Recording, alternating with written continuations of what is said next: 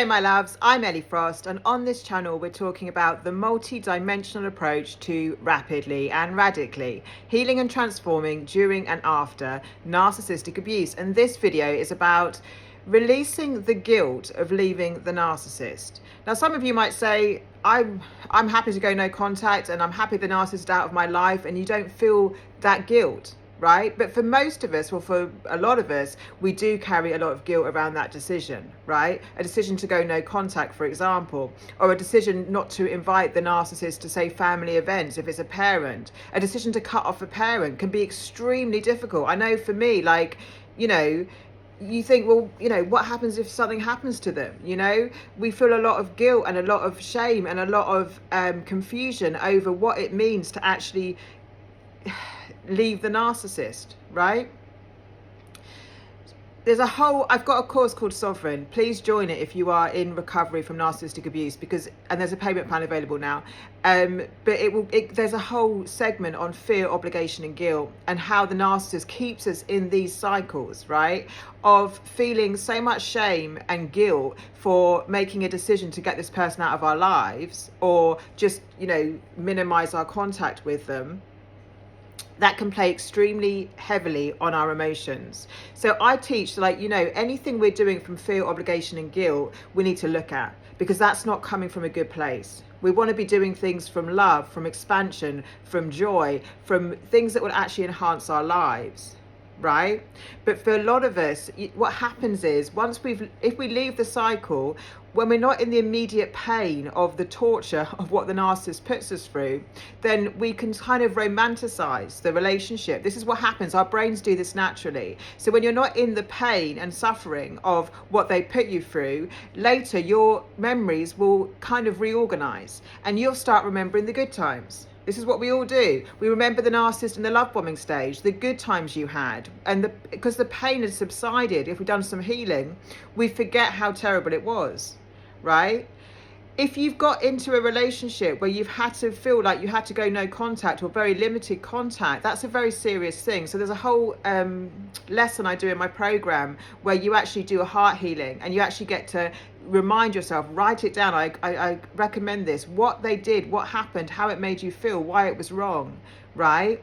Because there's no doubt that after we're not in the immediate suffering and pain of something, we do tend to romanticize and start feeling, because we're grieving the loss. There are good times with narcissists. Abuse is not just abuse. I teach that all the time. And so we tend to romanticize afterwards, when we're not in the shock, trauma, all that kind of stuff, what the relationship was. And of course, like a lot of the relationship, we're wanting to bring we're wanting the person that love bombed us, who the narcissist pretended to be when they had the mask on, to come back. So of course, when we're grieving the loss, we're grieving the loss of not the person that they actually were, but the person that we thought they were, that they convinced us that they were. And in the narcissistic abuse cycle, our confidence is eroded, our self-esteem is eroded, we're constantly gaslit, so we don't, our reality is completely distorted. So there can be a lot of confusion about whether this was our fault, whether we were to blame, because the narcissist will put the blame on you. They'll behave absolutely terribly, but they'll be the victim. You'll be the one that's wrong, not them, in their mind. And they'll try and convince you of that. So I want you just to think about this and know that, I'll speak from personal experience. I felt a lot of shame not having a relationship with my parents. My dad discarded me anyway, and I had to cut off contact with my mum, and I felt a lot of shame about that. I felt like people would look at me differently, think I'm not a good person, a lot of blame about why couldn't I make those relationships work. That, because they will brainwash you to believe that you're the one with the problem, not them. And I made a video a couple of days ago talking about, you were never the problem, the narcissist always was.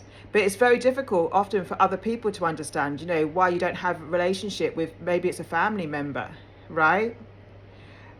The narcissist puts an illusion on and pretends to be someone they're not to everyone else. So everyone else might think this is a wonderful person. With my dad, he was abusive behind the scenes, but many people respected him and thought he was a cuddly teddy bear, But he wasn't to me. He was a bully and abusive and manipulative.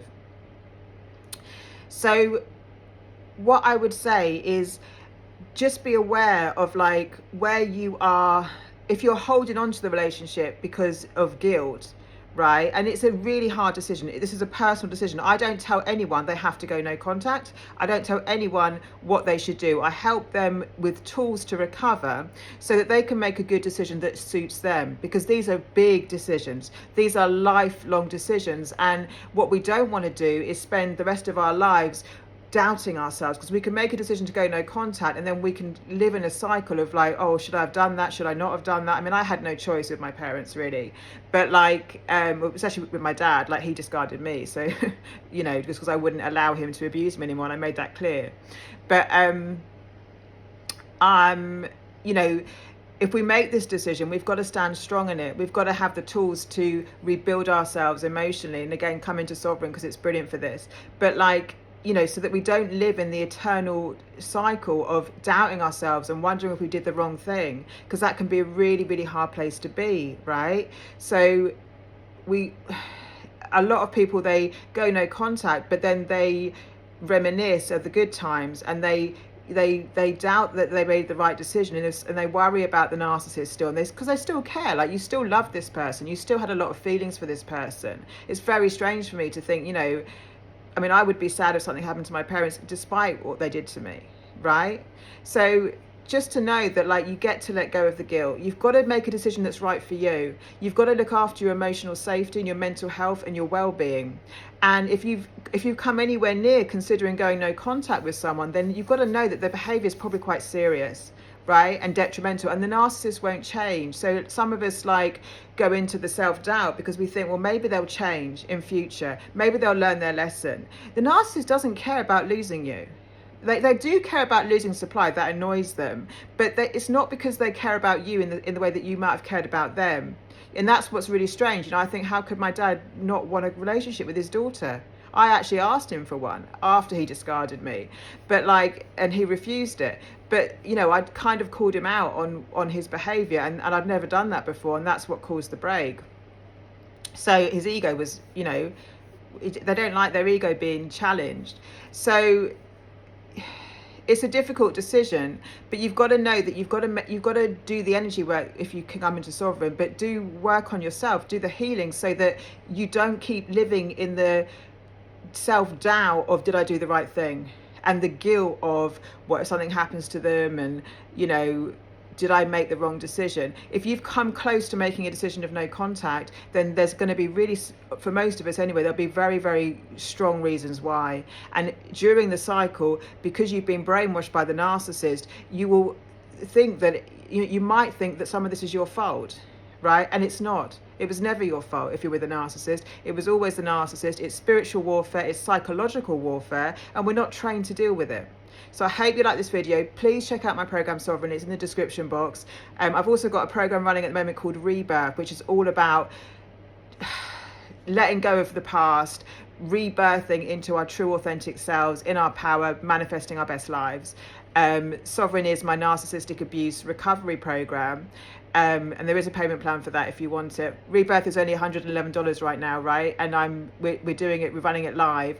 It is energy work and clearings on rebirthing ourselves, right, into our fullest expression of self, into our true selves, letting go of the past, forgiving, you know, letting go of blame, shame, and that also is in Sovereign. We do lots of segments on this, so one of those programs might be right for you. Email me, ellie@elliefrost.com, if you want some information or decide which one would be better for you at the moment.